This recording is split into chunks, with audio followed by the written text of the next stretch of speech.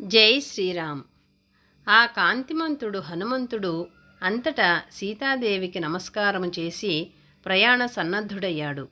ఎగిరిపోయేటందుకు దేహాన్ని పెంచడము మొదలుపెట్టినాడు. అప్పుడతనిని చూస్తూ సీతాదేవి కన్నీళ్లు కారుస్తూ, ఓ హనుమంతుడా, ఆ అన్నదములకు, సుగ్రీవుడికి, అమాత్యులకు, తక్కిన అందరికీ నేను క్షేమముగా ఉన్నానని చెప్పు. నన్ను ఈ దుఃఖ సముద్రము దాటించి అవతలికి తీసుకుపోయేటట్లు నీవు ఆ రామప్రభువుకు నచ్చ చెప్పవలెను. నా దుఃఖాన్ని గురించి, రాక్షసుల బెదిరింపుల గురించి చెప్పు. సుఖముగా పో. నీకు దారిలో ఏ అంతరాయము రాదు అన్నది. ఇక చేయవలసింది కాస్తే ఉంది అనుకుంటూ హనుమంతుడు మనసులో ఉత్తర దిక్కును ఊహించినాడు. ఒక సద్గురువును సత్సాధకుడు ఏమి కోరాలి అన్నది విపులముగా ఉన్నది.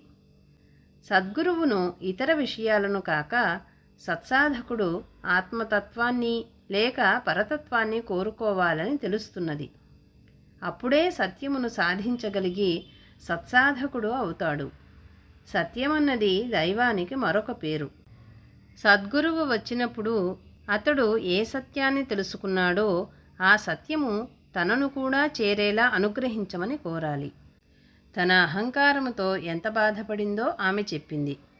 భగవత్ సాన్నిధ్యంలో గల భక్తుడు కష్టపడితే భగవంతుడు ఏ విధంగా స్పందిస్తాడన్నది వాయస ఘట్టం ద్వారా తెలుస్తుంది. కాకి బారి నుండి రక్షించడానికి ఆ కాకిని ఎంతగా శిక్షించడానికి పూనుకున్నాడో, ఇప్పుడు ఇంత బాధలు అనుభవిస్తుంటే ఎందుకు ఊరుకున్నాడో అని మాటిమాటికి అడగడంలో నేను లేడిని కోరడం చేత దైవ సాన్నిధ్యానికి దూరమయ్యాను. అలా దూరమవడం చేత ఆయన అనుగ్రహానికి కూడా నోచుకోలేదు, ఆయన రక్షణకు కూడా నోచుకోలేదేమో అని ఆమెకు దిగులు. జై శ్రీరామ్.